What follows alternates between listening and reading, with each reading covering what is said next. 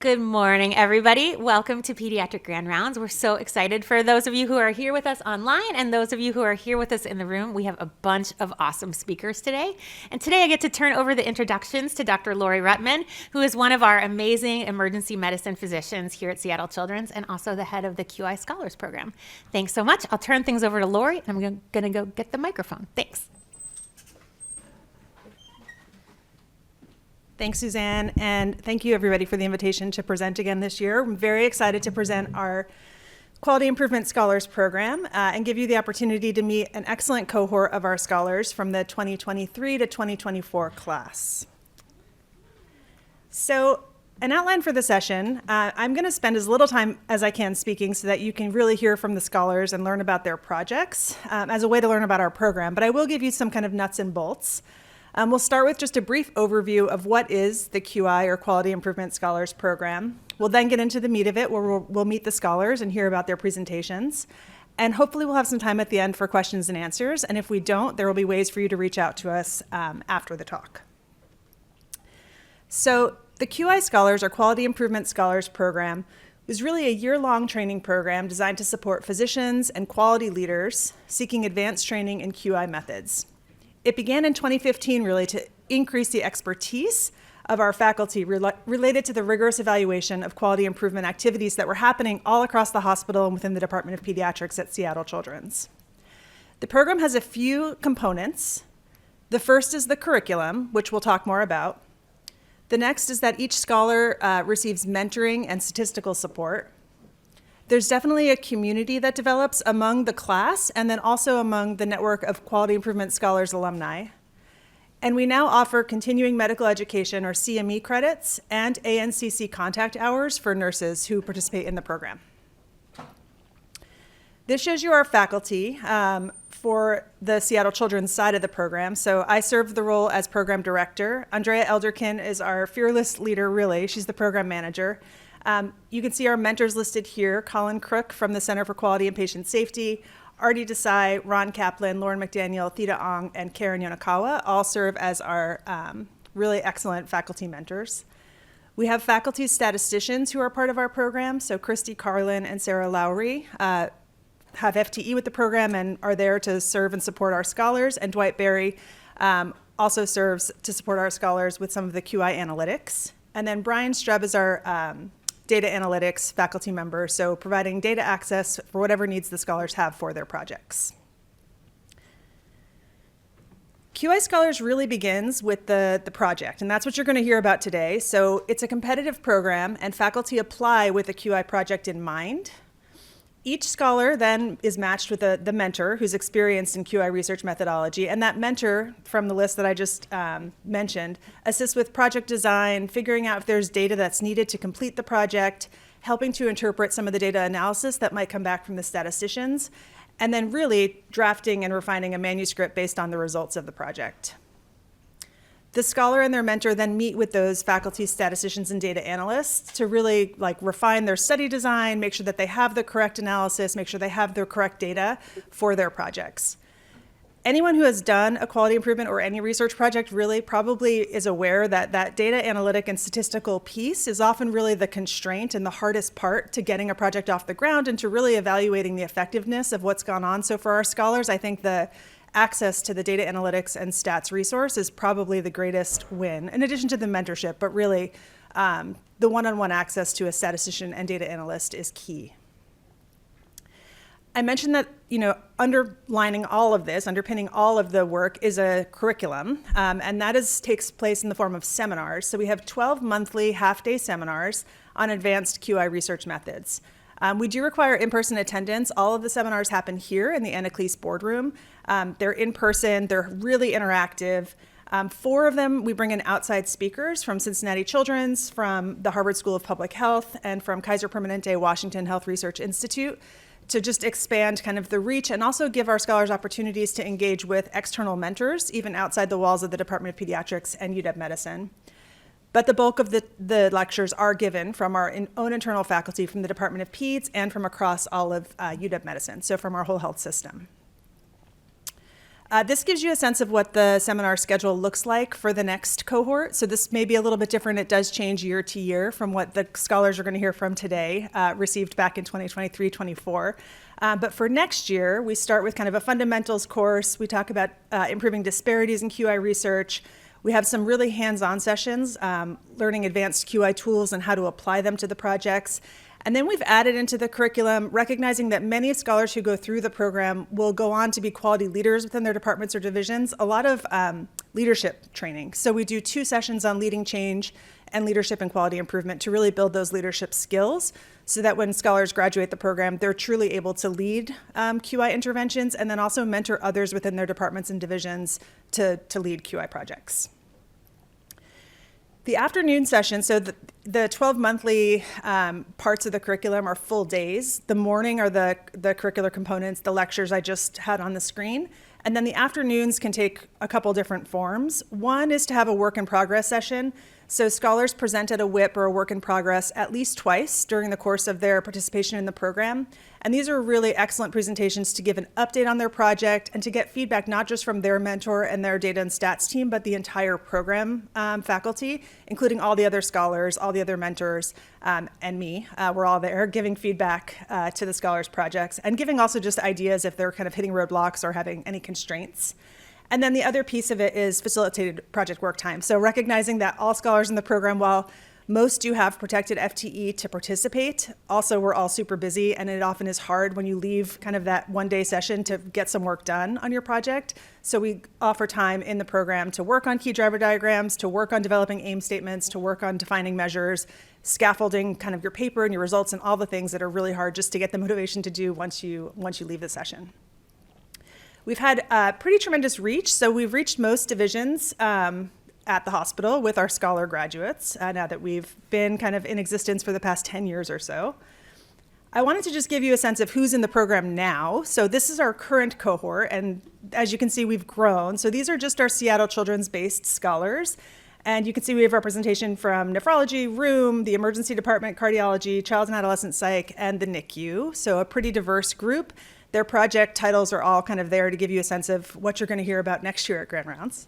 And then the current UW scholars. So our program, as I mentioned in last year's Grand Rounds, we expanded to include not only Department of Pediatrics and Seattle Children's-based faculty, but we also recruit scholars from across the entire UW medicine system. So our scholars from the Department of Peds are in the same class with scholars who are from all, UW Montlake and Harborview and the VA, so adult kind of facing providers and quality leaders who are working on projects, as you can see by the titles here, that may be similar to ones that are happening in pediatrics, and many of the constraints and many of the issues and many of the things that these folks run into are very similar, even though they're working in an adult-facing institution.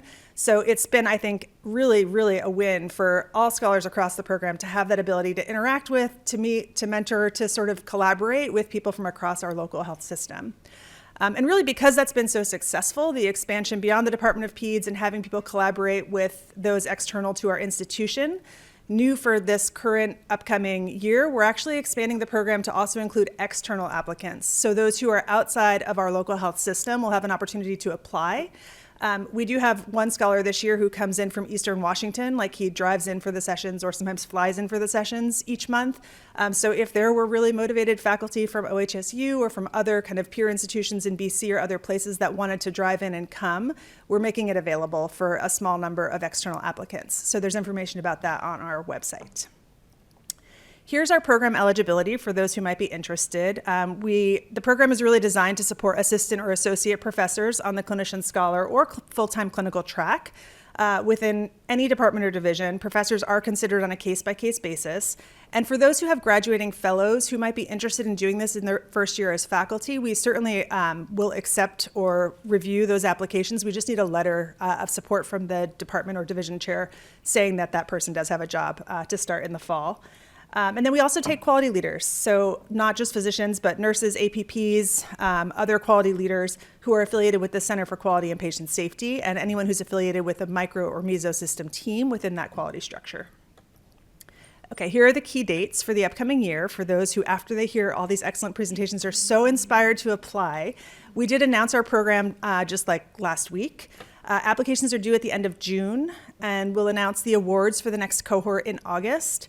The first meeting for scholars happens in October of every year, so this next year it's on October 15th, and the program runs for a full year till September of 2026. We have a website. There's a QR code here, and I'll give it to you again at the end, that has more information about the program and also has a link on how to apply. Okay, but without further ado, the whole reason you came today is to hear from the 2023-24 QI Scholars cohort, and so I'm really excited to introduce them. First, we're going to hear from Dr. Paulina Gregory from Hospital Medicine. Paulina unfortunately cannot be here today, so I'm going to swiftly play her video recording of her thing, and there will be no technical snafus, I'm sure. We'll next hear from Samantha Goldklang from Endocrinology, Missy Lean from the Inpatient Medical Unit, Isabella New from Endocrinology, Robin Ortenberg from Pulmonary, and Desiree Yaboa from Hospital Medicine. So really we have a truly robust, really awesome group of scholars that you're going to hear from. But first I'm going to start with Paulina. Good morning. My name is Paulina Gregory, and I'm a physician in the Division of Hospital Medicine. This morning, I'm excited to share with you my QI Scholars project, which focused on improving follow-up for infants with neonatal opioid withdrawal syndrome. This project took place at Providence Regional Medical Center in Everett, which is one of our valued community partner sites. I have no conflicts of interest related to this presentation.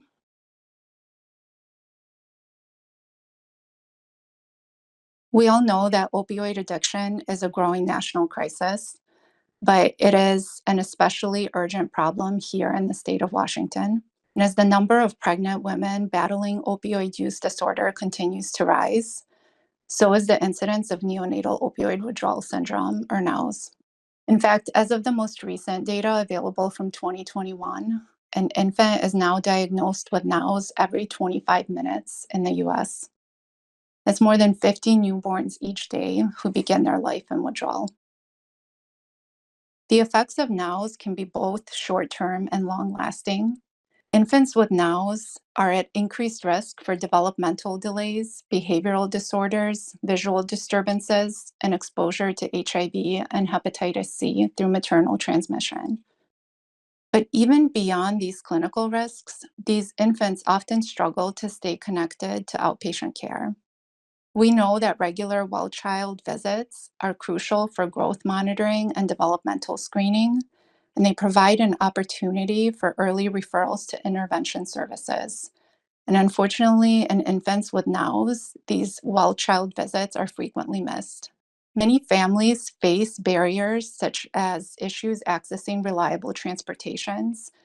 Mothers have conflicting treatment or recovery schedules, and they often have a deep mistrust in the healthcare system that's often rooted in prior stigmatizing or judgmental experiences.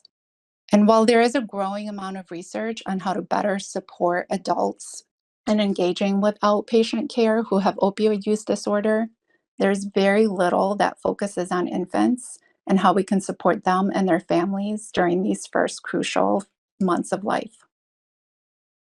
Our hypothesis was that if we could help families establish care with a continuity pediatrician within 1 week of discharge, it would help them build trust and lead to better long-term engagement in outpatient care. Our primary aim with this project was to increase our 1-week follow-up from a baseline of 90% to 94%. And secondly, we aim to increase attendance at the 1 and 6 month well-child visit from our baseline of 66 and 73% to 94% for both these visits. This project for us represented much more than just the numbers. It was an important opportunity for rebuilding trust and providing reliable, compassionate care for vulnerable families from the very beginning. This is our key driver diagram with implemented interventions highlighted in gray.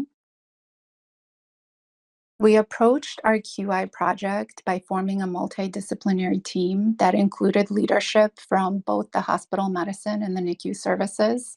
We also included representation from our social work department, pediatrician, representation from local outpatient clinics, and representation from the Pediatric Interim Care Center and our regional DCYF office. At our kickoff meeting, we identified a number of possible interventions. And after conducting a priority and feasibility survey, we implemented 7 key strategies, which focused around 3 main areas. These included assisting families with scheduling and attending their postnatal appointments, strengthening community partnerships, and providing education for both families and hospital staff. At the start of our project, we quickly realized that some babies on the hospital medicine service were being discharged without a scheduled postnatal appointment. And so we worked with our social workers and bedside nurses to make sure that a family had a pediatrician identified and their postnatal appointment scheduled before they left the hospital.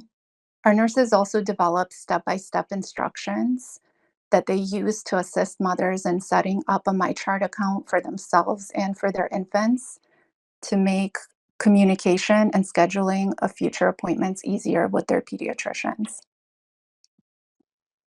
To improve our community partnerships, we standardized the discharge phone call to the pediatrician on the day of hospital discharge. We improved our referral process to the Pediatric Interim Care Program, and we worked with our regional DCYF office to update their plan of safe care form to include the date and the time of the postnatal appointment on the form. Lastly, we worked on increasing parental engagement and partnership with the healthcare team during the birth hospitalization by improving our education around eat, sleep, and console care after birth, and creating a now specific discharge document that families could reference to better understand specific signs and symptoms related to NOWS that should prompt them to seek care with their pediatrician. We also began work with our hospital leadership to modify our existing trauma-informed curriculum and make it mandatory for all of our postpartum staff. Following the intervention, our 1-week follow-up attendance remained high at 91%.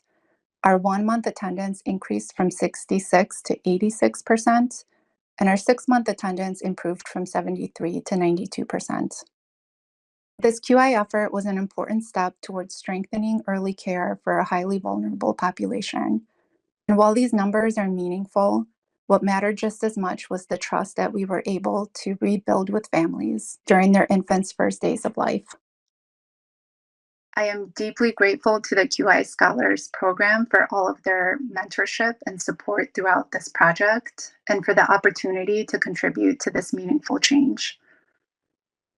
I'm available for any questions, and please feel free to reach out to me at polina.filovagregory@seattlechildrens.org.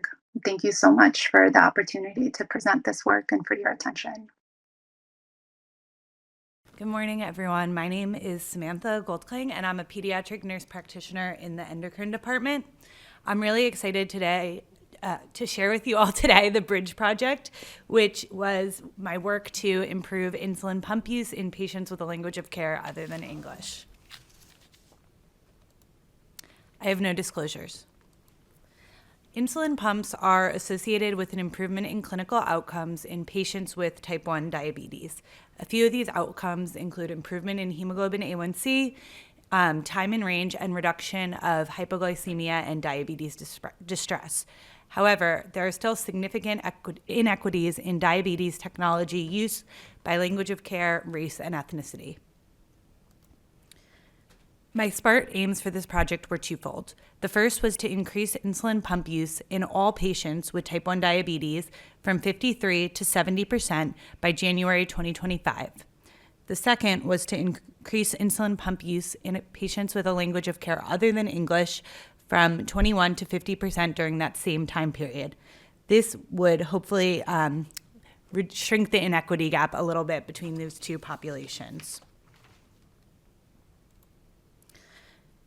This slide shows our initial process map for starting a patient on an insulin pump. I'm not going to go into details, but you can see that it was a very complicated process with many steps and potential barriers. We created a key driver diagram with 4 primary drivers for our intervention: patient bias and knowledge, provider bias and knowledge, pump initiation process, and equity and health disparity. The secondary drivers we identified for possible interventions were plentiful, but the ones that were highlighted in yellow were the ones that we focused on. I'm going to go through our various interventions briefly. If you have questions about any of them, you can ask me after the whole talk. The first intervention focused on the pre-pump class. Just a little background on that. Before starting an insulin pump, patients were required to take a separate class called Pump 101, which taught them about insulin pump therapy. It was a separate visit, usually offered at least 4 months or more after diagnosis, and was only offered in English. So the first intervention focused on offering Pump 101 classes in languages other than English. It went through a few PDSA cycles during the time period. Our second intervention was a standard post-pump start visit, which also went through multiple iterations. This visit allowed providers to adjust pump settings and address questions with the hope of fostering long-term patient success on the insulin pump. Our third intervention was a full revision of our pump start process. At first glance, you can see that there are less steps and less arrows. The main change was to offer pump education at clinic visits rather than coming in for a separate class. We started this as early as 1 month after diagnosis to get interested and eligible patients started on an insulin pump sooner because we knew it improves outcomes, especially even if people are started really early on. This would also remove the barriers of staffing, room availability, transportation, and patient availability to come back for a separate class. We designed this handout with the goal to give it to all patients to compare the different insulin pump options in a low health literacy format. The fourth intervention was specific to patients with a language of care other than English to try and identify and address barriers to pump therapy. We provided them with this handout at their clinic visit, provided them meaning any patient with a language of care other than English, not on an insulin pump, to fill out to try to focus the discussion on the barriers that they perceive for starting on an insulin pump. Okay, here are my results. This SPC chart shows the median insulin pump use in all patients with type 1 diabetes. The interventions are numbered when they occurred on the graph. There are 2 centerline shifts with special cause variation during the course of the project from 45 to 54% and then to 61%. We are not quite at our goal of 70% of all patients being on an insulin pump, but we continue to consistently improve over time. Here is the SPC chart for insulin pump use in patients with a language of care other than English. Again, the interventions are numbered on the chart. There was also another shift in center line with special cause variation from 27% to 40%. So again, not quite at our goal of 50%, but we're continuing to improve over time. In conclusion, the implementation of the Bridge Project doubled insulin pump utilization in youth with type 1 diabetes and a language of care other than English over a 2-year period, with a statistically significant shift in the median over that time period. This project has been accepted to the PPN writing program, where I am currently working on the manuscript to submit for publication. I have also presented parts of this work at the Type 1 Diabetes QI Collaborative Conference last November and have a poster on it at the Pediatric Endocrine Society Conference next week. Interventions are ongoing. Hi, my name is Missy Lean. I am a clinical nurse specialist on our inpatient medical unit, and my project was decreasing hours on high-flow nasal cannula through an RN-RT-led weaning protocol. I have no disclosures. So the background for this project, you all work in the hospital, so if you've been here in the winter, you know we see a lot of bronchiolitis. And in the winter of 22-23, we had a particularly large surge in admissions, inpatient admissions for viral bronchiolitis. So layered on top of that surge was a change in practice of how we use high flow and dose high flow nasal cannula. For babies, so we moved from age-based dosing within our clinical standard work pathway to weight-based dosing, which was aligned with the literature. And when we did that, we saw that overall patients were receiving much higher doses of high-flow nasal cannula. So previous to this, inpatient patients would max out at like 10 maybe liters per minute. And when we switched our protocols, we now had kids on 20, 25 liters of high flow, which really highlighted then a variability in when and how we wean high flow. So how do we know a baby's ready, and how fast can we de-escalate their care? So the hypothesis then was that patients were really getting stuck on high flow nasal cannula, leading to long hours of therapy and an increased length of stay. So our aim was to decrease total hours of high-flow nasal cannula for patients receiving this therapy for acute bronchiolitis by 20% by April of 2024. And we really looked at the primary drivers of knowledge, workflows, and structure. So there was a lot within our own institution that was keeping us from being nimble about de-escalating this therapy, including waiting for rounds. At the time, RTs were the only one allowed to touch the machine.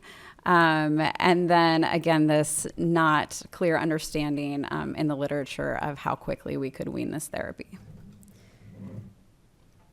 So a multidisciplinary group came together and developed a protocol and built an order set for how we could wean high flow for, again, previously healthy bronchiolitics. So this was not a protocol for patients who had underlying pulmonary disease or cardiac disease.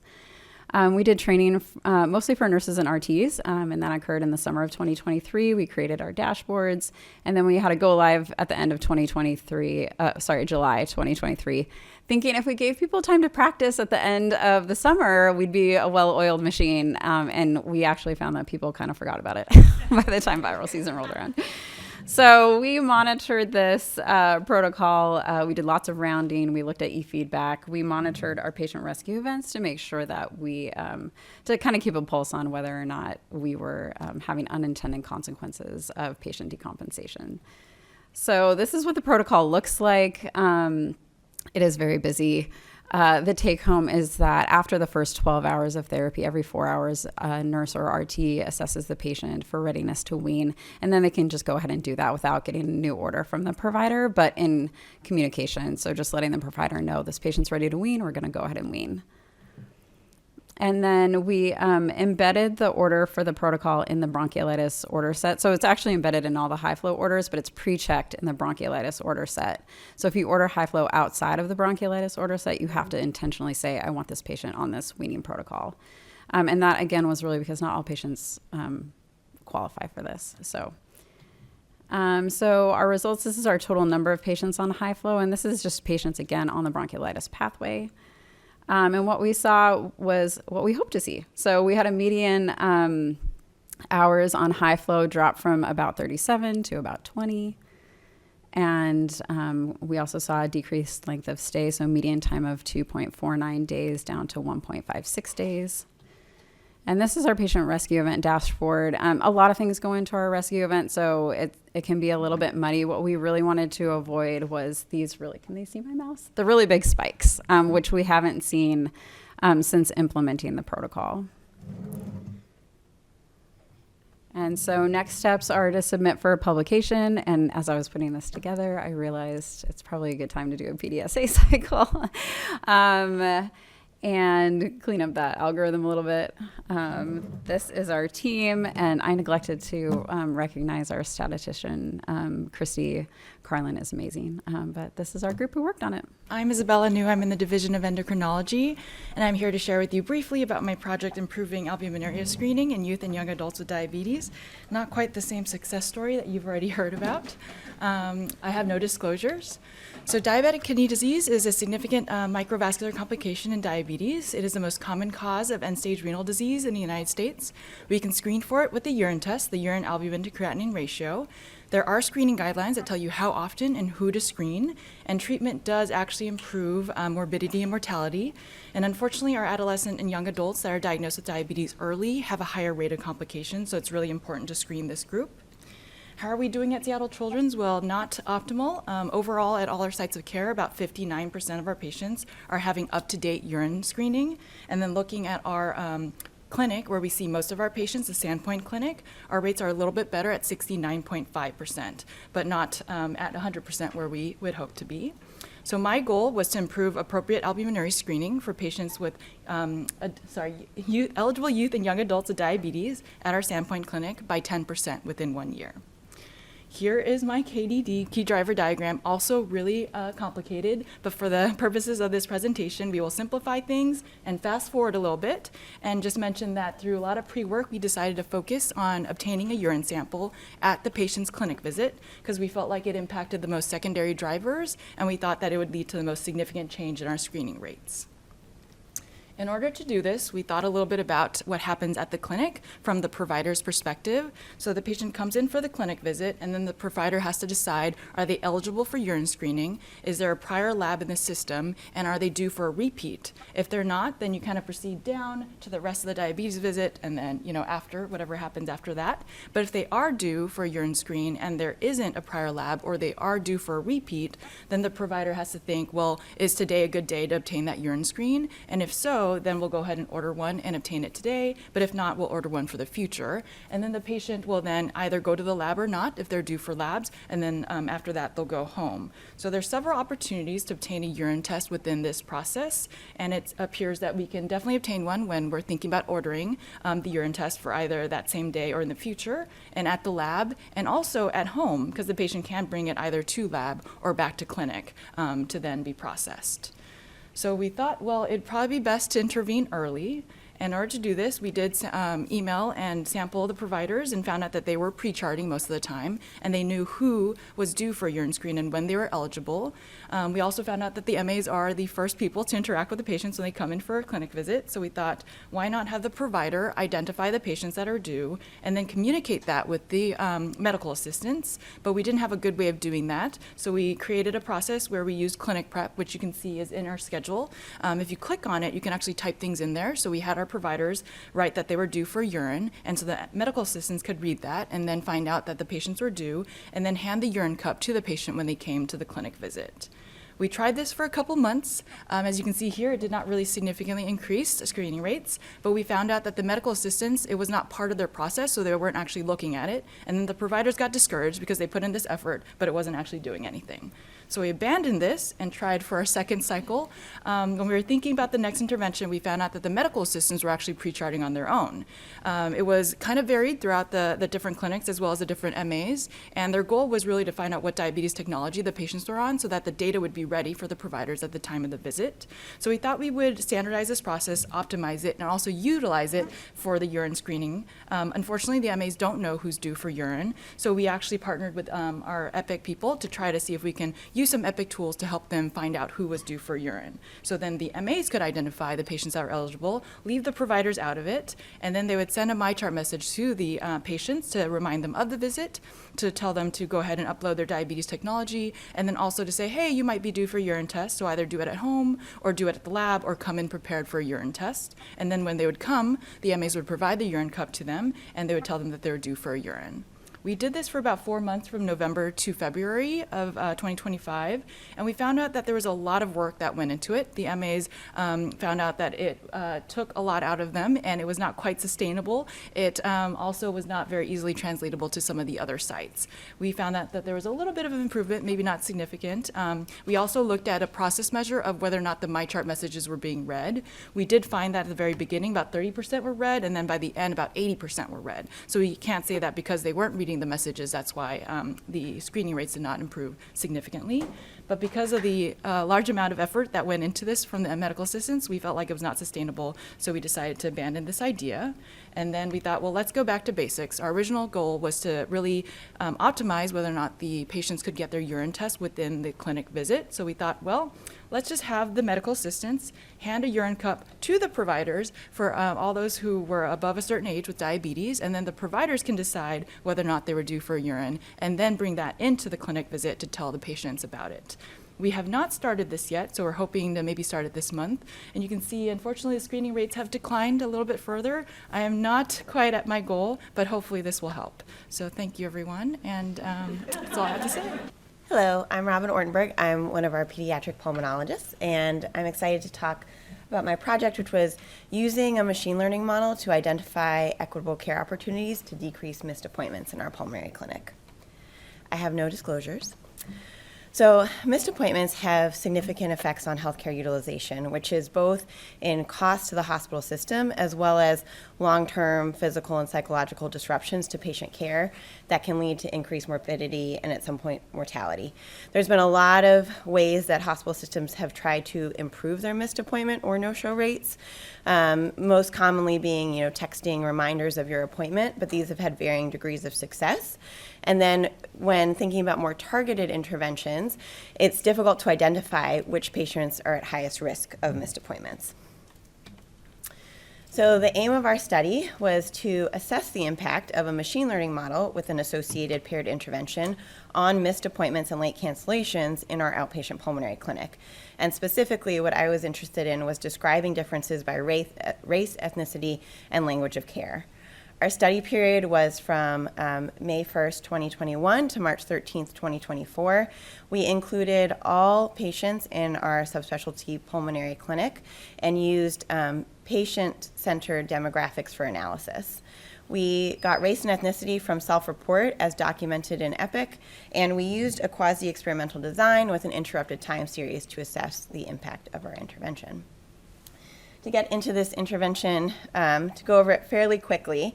So how it started was there was a Tiger team of specialists, mostly data and operations specialists and stakeholders from the hospital, but also some patient families and medical providers who came together and really thought about what went into a missed appointment and why that might happen for a patient. And they identified 21 initial variables that they thought could be playing a role. This included things like insurance status, their history of prior missed appointments, but also whether they required an interpreter, how far they lived from their clinic, and the time between when the appointment was made and when the actual clinic visit occurred. So these were all entered into a machine learning model. And you'll note that I did not talk about race. Race was specifically excluded to create a race-neutral model. This machine learning model was verified and tested on 10,000 patient charts and had 89% accuracy. So once they felt like they had a good machine learning model, they went about identifying patients with a 40 to 50% probability of missed appointment, and then collated that into a list every day for our schedulers. And our schedulers were given protected time to call guardians or families about 3 to 5 days before the appointment, in addition to the text messages that they would already be receiving just to confirm their appointment. And so during these phone calls, the schedulers would not only talk about the date, the time, the location of the appointment, but they had a scripted job aid where they could offer transportation assistance, interpretation assistance, and then if needed, do in-the-moment appointment rescheduling so that patients did not require a second kind of contact point to do that. For our demographics, we had a wide range of races and ethnicities represented, but the majority of our patients identified as white, and English was the main language of care. We did, over the study period, see about 6,200 patients. Our interrupted time series did show a significant level change between the pre-implementation and the post-implementation period. The individual dots on this chart show missed or appointment or late cancellation rates for each individual week. And for the purpose of this study, a late cancellation was one that occurred within 72 hours of the appointment time. And this was confirmed by our run charts, which showed overall missed appointment and late cancellation rates were 15% pre-intervention, 11% post-intervention. And this was seen across all races and ethnicities, did have a decline in their missed appointments and late cancellation rates. However, then we looked at specific races and ethnicities. And for the purpose of this, I'm really just going to focus on Asian, Black or African American, Hispanic, or non-Hispanic white patients. Our other groups had smaller sample sizes and therefore larger confidence intervals. And so we used generalized estimating equation, or GE analysis, and the population mean as a comparison. And with that, we note that Black or African American and Hispanic patients continued to have an increased odds of a missed appointment or late cancellation compared to the population average. And then Asian or non-Hispanic white patients had reduced odds of missed appointments compared to the population mean. We did have a process measure looking at whether our schedulers had the ability to complete all the phone calls within the allotted time. And I'm not going to get into that just for purposes of time, but they had about a 59% completion over the study period. And one thing that we had asked of them was to mark when they did call a patient, whether they were able to speak with a guardian, whether they had to leave a voicemail, or whether they really weren't able to get in contact with a family, because we were wondering if their result of this intervention, the communication type, really had some effect on whether there was a missed appointment or late cancellation. And using chi-squared analysis, we found that there was a significant difference between missed appointment and late cancellation rates, depending on whether our schedulers were able to speak with a caregiver, leave a voicemail, or did not have any contact. We then looked at this from subgrouping by race and ethnicity, and noted that there were statistically significant differences here as well. Of note, schedulers were less likely to speak with the caregivers or guardians of Black or African American patients, and therefore were more likely to leave voicemails or not be able to get in contact with them. And then there was a higher rate of inability to get in contact with patients who identified as Asian. So in conclusion, we felt like our machine learning model with this targeted intervention did decrease missed appointment and late cancellation rates in our pulmonary clinic overall. However, there remained some disparities and some inequities where African American or Black families and Hispanic families had persistently higher odds of missed appointments compared to the population means. We did note that missed appointments and late cancellations were significantly lower among parents or caregivers who spoke directly with schedulers, but our schedulers were not able to get in contact with certain patients, and so they were less likely to talk to caregivers or parents who identified as Black or African American.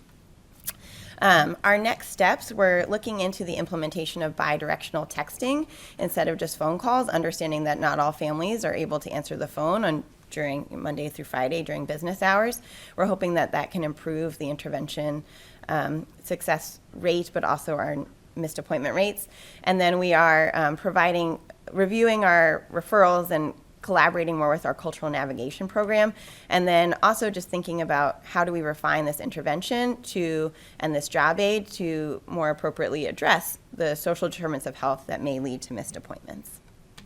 So with that, I'd like to thank my mentor, Theodore Ong, Christy Carlin, our statistician, and the entire missed appointment group and the QI Scholars Program. Thank you. Good morning, everyone. I'll be wrapping us up. My name is Desiree Yaboa. I'm a pediatric hospitalist here at Seattle Children's, and I will be presenting my QI work on a multifaceted approach to improve professional interpretation use in a pediatric acute care unit. And I have no disclosures.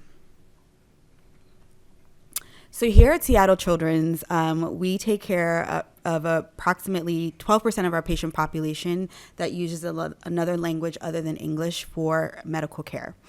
In the inpatient setting specifically, patients that use another language other than English average about 3 to 4 professionally interpreted communications, both including remote and in person, within a 24-hour period, which, as you all know, is much lower compared to our English-speaking patients and families. There is a wealth of research that shows that there are worse healthcare experiences and outcomes for patients and families who use non-English language for medical communication. There is associated lower comprehension, adherence, satisfaction, higher costs, longer hospital stays, and increased mortality, as well as increased risk of serious safety events. We also know that professional interpretation does and can mitigate some of these disparities by decreasing communication errors and also increasing patient satisfaction and quality of clinical care. We know that QI efforts can improve the use of professional interpretation. This is actually work that has been done in our own institution from a colleague of ours in the emergency department. that shows a multifaceted approach to improving professional interpretation use at our institution. But to date, the interventions have not been specifically studied within the inpatient hospital setting. And so I was curious to see if we can implement some of these similar strategies in order to increase inpatient interpretation use. So that was the primary objective, to be able to identify some feasible, effective, and sustainable strategies that would meaningfully increase professional interpretation use in an acute care unit at this hospital. So before I go into kind of the current phase of the project, I would like to give a little bit of background and how I started some of this work or became involved in this work at this institution. So initially, we had looked at trying to improve not only identification of patients and families that use another language other than English, but also visibility of their language of care. And as you all have seen throughout the hospital, by now there are language identification cards in our units. And we piloted the first iteration of those signs, which I'll show you on the next slide. On the left-hand side was the first iteration of the signs that we piloted hospital-wide. And then the picture on the right is the current signage that we use in our inpatient units. And that the current iteration was rolled out in spring of 2023. And throughout 2023 and 2024, we were looking at whether the increased visibility and identification of our language, patients' language of care would impact significantly use of professional interpretation. We did, not included in this presentation, although we did see that our rates of professional interpretation use did increase after this intervention, there was no special cause variation, and it was not sustainable over time, which then led me to think about, obviously, that there are other interventions and multifaceted approaches that are involved in this work in increasing professional interpretation use.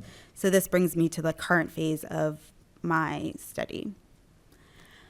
So with my ongoing project, I'm looking to increase the average inpatient interpretation events by 30%, from 4.3 to 5.6 for patients that use another language other than English, specifically studying that use in medical unit R4. And I'm going to be studying this over the next 6 months, from June 2025 to November 2025.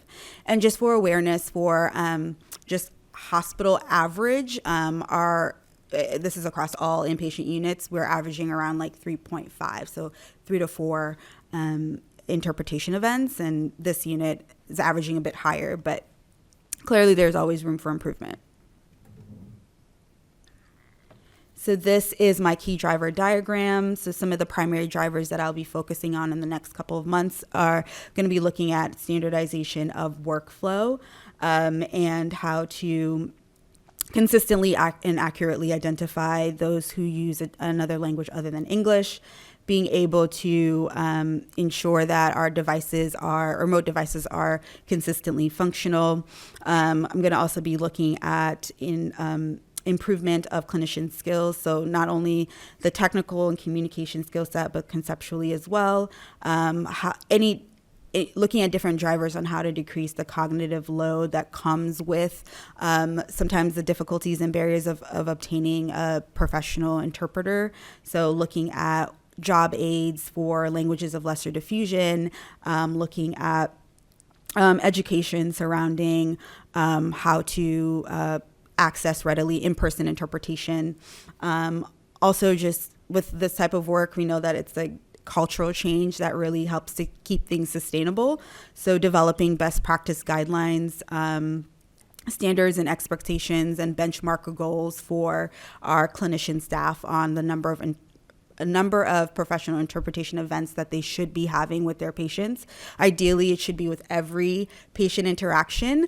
But I think just looking at ways to motivate our staff more and reaching those minimum benchmark goals for communication. And then the last piece of the puzzle would be just continued buy-in from key stakeholders in our institution. I think an area that I haven't seen a lot in a lot of other different studies would be how we can target ancillary staff, such as respiratory therapists, social work, care coordinators, and also educating them on the importance and use of professional interpretation for when they interact with our patient population. So these are some of my measures. Some of my outcome measures are looking at increasing the rate of inpatient interpretation events per patient day across all modalities. These are my process measures: percentage of patients with visible and correctly identified language of care, percentage of medical staff with improved knowledge about the best practices of interpreter communication, and percent of medical staff who meet the minimum daily communication goal with interpreter devices or in-person interpretation. And then the balancing measures will look at how does it affect rounding time and increase length of stay. So these are my next steps. I will, I basically talked about it with the key driver diagram, but these are some of the change strategies and change interventions that I will be implementing in the next couple of months. So look out for some of that, specifically in Med Unit 4. And I'm always looking for people who are really passionate and interested in this work. So if you are, please email me to join this work. Thank you. Thank you to all of our scholars. We have just, I think, a very few minutes left for anybody who has questions. You also can scan our QR code or go to our website for more information. You can always reach out to me or any of the scholars directly if you have questions about their projects, but happy to field any questions there might be now. Fantastic job, all of you, and such incredible work.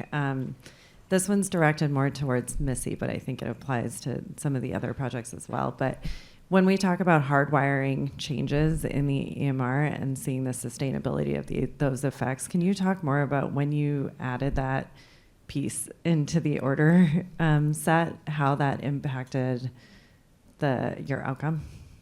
Yeah, we did that at the very beginning when we built the protocol. And, our team was made up of many folks who have done a lot of standard work in QI. And so it was one of the things that we talked about at the beginning. Well, how do we make this easy for people to do? And so, yeah, it was kind of just part of the initial conversation. Yeah. Hey guys, great work. You guys are all doing super cool stuff. I have questions specifically, I think, for Samantha and for Dr. Yaboa. I guess the question for you, Samantha, is about the barriers that you actually found to not using pumps. I'm just curious, the actual barriers that you found on the questionnaires that you had. Yeah, so I'm one of the providers too, so I actually implemented the questionnaires, and I think one of the ideas behind it was that a lot of patients, especially with a language of care other than English, if you say are you interested in an insulin pump? They'll be like, no. And you'll be like, okay, why not? And they're they just shrug, or they don't they don't have a reason, but there actually are a lot of preconceived barriers. And one of the ones I found the most was that people said they didn't want a wire, a tube, and there is one pump available without tubing. So being able to be oh, hey, I understand you want this. I think a lot were also around insurance coverage and cost, or just not wanting another device on their body. But it was, for me personally, and I think, the hard part of that intervention was it was targeting a very small population, and we have a lot of providers seeing diabetes patients along a lot of different sites. So getting everyone to remember to do it. But I did feel it was just very helpful to focus the discussion instead of people just shrugging and you being okay, a pump is great for these reasons, but those aren't really their concerns. Thank you. I don't know if that answers your question. That was super helpful. Thank you. And then I was just curious for you about measuring the use. How are you doing that? Are you somebody sitting outside literally and just counting the times? Well, I'm just thinking about like when we go in and yeah. So anyway. That's a great question. So how we track the data now is with the remote devices, it goes through its billing data, so it gets matched up to patients' MRN. So we get pretty, like, our institution does a really good job of tracking this information. Sometimes it can lag a couple of months, so that's been a little bit of a challenge for me in terms of like getting real-time feedback as to how change interventions are actually impacting month-to-month increase in patient interpretation use. But honestly, one of the interventions that I'm thinking of, because I really want to study how we can give real-time feedback to physicians and nursing staff about how they're doing, and to also increase accountability. And so one of the things that I am looking into is maybe for a very brief amount of time, looking at things like tallying and seeing like, does giving a provider real-time feedback, let's say over their week, of like, hey, you used an on average an in-person interpreter or remote device this many times compared to your colleague who used it this many times, if that at all impacts use. That will be very like time consuming. So I know that's not sustainable, but it would be interesting to study that. And that's something that I'm thinking of. Is that another question? This is really fast. With the billing, can you identify which ones are used on rounds versus later in the day? Or What do you mean? For like interpreter use, if they're using it on rounds versus like when the RT goes in and uses it, like with the billing codes, if that's how you're just identifying how many like cases there were during So like, you know, when you need to put in the MRN before you, like, let's say use a video device, anytime that you're using that number, it gets matched to the patient's like record, and that's how we keep track of how often this patient is getting Oh, no. No, I mean, you can go to the device itself and see when it's used, but then you can't really match it to that patient, right? You could just say this device was used on rounds at this time and then in the afternoon at some other time. So yeah, unfortunately not. Thank you all. This was such inspiring work that you all are doing. And I actually have another question for you, Desiree. I think actually I was curious about it for everybody, but we obviously don't have time to ask everyone. But when you're selecting your benchmark kind of goal and you're trying to get to 5.3, what, I know our kind of gold standard is that every interaction would be interpreted. Yeah. What percent or whatever does 5.3 represent? I mean, how did you select that in terms of moving the needle to that number? It kind of on the outside, it looks kind of arbitrary, but I'm sure there is a lot of thought behind it. So we'd love to hear that. Yeah, I think that when I started this, I will say overall that we are, as an institution, are seeing improvements. So that's good. Because when I started as a fellow like 3 years ago, our rates were about like in the low 3s. And now we're even for this specific unit that I've been studying. So we are improving. I think that I wanted to pick a higher number, but I was, I think starting small and like seeing, like a 30% increase was what seemed feasible for this unit that I was studying. But I think overall, obviously the ideal goal would be to have every patient facing interaction that needs to be interpreted be interpreted. So that is the goal that we're going to get to at some point. But I think that the numbers that I picked was something that seemed feasible for the time period that I was studying. Yeah. All right, I think that's the end of our time. Thank you all again for coming today.